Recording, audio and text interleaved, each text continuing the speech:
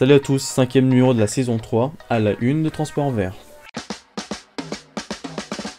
Ce sont les deux moyens de transport qui font le plus débat pour la création et la modification d'une ligne. L'un roule sur le rail, l'autre roule sur la route, mais possède de plus en plus de caractéristiques qui lui ressemblent, tout en ayant l'avantage de s'insérer plus facilement dans le trafic d'une ville.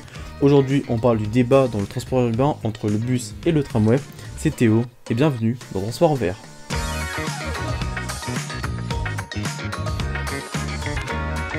Transport Vert par Théo Torné.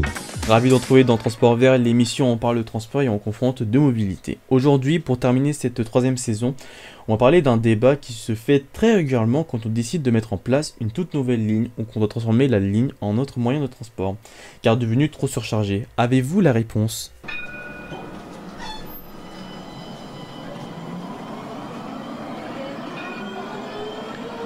Je pense que vous avez pu reconnaître ce magnifique son, il s'agit bel et bien du tramway, mais face à qui peut-il faire débat ?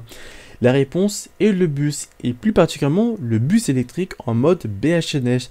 Bon, ça fait quand même beaucoup de mots compliqués, mais ne vous inquiétez pas, je vous l'expliquerai tout au long de l'émission. En effet, le tramway fait souvent débat face au bus, par rapport à certains critères que le bus s'y approche. Aujourd'hui, notre thème est le débat dans le transport urbain, le bus électrique contre le tramway. Bon, on va commencer rapidement par le tramway. Le mot d'origine anglais, tramway, provient de la combinaison tramway, composée de tram, rail plat, et way, signifiant voie. Le terme tramway désigne donc une voie ferrée. Les véhicules qui y circulent par extension sont aussi couramment appelés tramway ou tram si on le raccourcit. En effet, vous l'avez bien compris, c'est un transport urbain ou interurbain à roues en acier circulant sur des voies ferrées de rails plats et qui soit emplattés en site propre, soit encastrés à l'aide de rails à gorge dans la voirie routière. Une grande partie des villes en France en possèdent, même une ville comme Aubagne en possède. Quand on pense à tramway, on pense à ses avantages, comme à fluidifier la circulation, moyen de transport plus écolo, tramway avance plus vite que le bus, moins d'embouteillage, offre un transport de qualité, l'occasion de refaire la voirie et les réseaux, et puis j'en passe. Pourtant, cela met quand même des inconvénients, comme projet plus coûteux que le bus, frais d'exploitation plus élevés, et surtout, les petites agglomérations n'ont pas forcément les moyens pour s'offrir le luxe d'un tramway.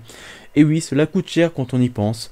Si vous n'habitez pas dans une grotte, vous devrez savoir ce qu'est un bus, un véhicule routier de voyageurs en milieu urbain, périurbain et suburbain, surtout l'un des principaux types de véhicules employés dans le transport en commun. Mais si je vous dis BHNS, il n'y a plus personne du coup. Le BHNS, appelé bus à haut niveau de service, est un système de transport par bus dont l'objectif est d'améliorer la capacité et la régularité de service par rapport à des lignes de bus conventionnelles. Cela veut dire la mise en place de bus plus grands et surtout l'aménagement en site propre, qu'on appelle TCSP pour transport collectif en site propre. Les objectifs qui sont cherchés sont d'améliorer la fréquence et la ponctualité des véhicules, même aux heures de pointe, d'offrir une vitesse commerciale plus élevée entre deux arrêts en réduisant le temps de parcours, d'améliorer la productivité des transports collectifs sans changer les conditions de travail des employés et d'augmenter la capacité de trafic des personnes. Mais la question qu'on se pose tous est en quoi le BHNS peut rivaliser avec le tramway. Alors, il faut savoir que la plupart des systèmes qu'on met en place sur le tramway peuvent aussi se mettre en place dans un bus. Un BHNS possède des feux qui lui donnent priorité aux différents carrefours qu'il croise, possède une voie dédiée, l'accès est facilité pour les personnes à mobilité réduite et peut rouler avec une énergie verte comme le GNV, l'électrique ou l'hydrogène. Dans notre cas, on va prendre l'électrique. Des villes comme Amiens, Pau ou Avignon ont tout un point commun, c'est qu'ils ont opté pour la mise en place d'un BHNS. L'amplitude d'un BHNS peut être la même qu'un tramway, de 5h30 du matin jusqu'à minuit, voire plus dans certains cas, avec une fréquence qui peut aller de 4 minutes aux heures de pointe. Le gros avantage du BHNS est son coût. En effet, pour 1 km de ligne, cela coûte entre 5 et 10 millions d'euros, alors que pour le tramway, on en aurait eu au minimum 15 millions d'euros par kilomètre, et tourne plus régulièrement autour de 20 à 25 millions d'euros. Par contre, le tramway a l'avantage sur sa capacité à gérer les flux importants, alors que le BHNS, même en biarticulé, soit 3 caisses et équivaut à 24,5 mètres de long, peut atteindre une fréquentation quotidienne de 40 000 personnes. Le tramway transporte bien plus d'usagers, environ 100 000 en moyenne, voire plus dans de grandes agglomérations aux heures de pointe.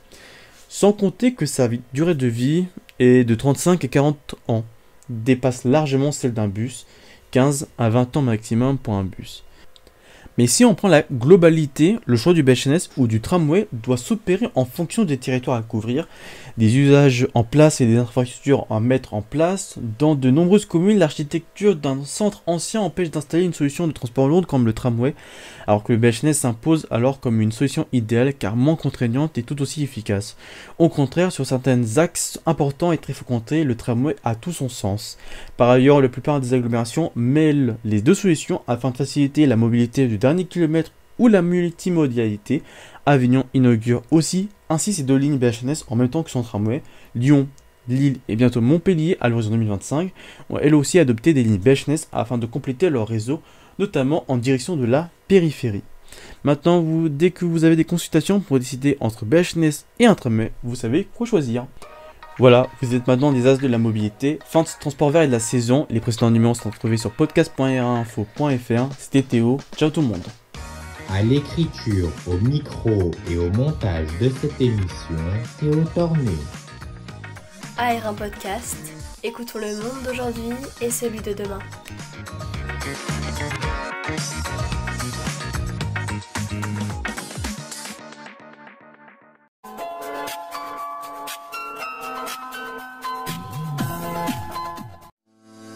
Dimanche prochain à 10h, retrouvez le journal de Stephen Combe pour analyser l'actualité des derniers jours avec nos reportages, nos rubriques et magazines.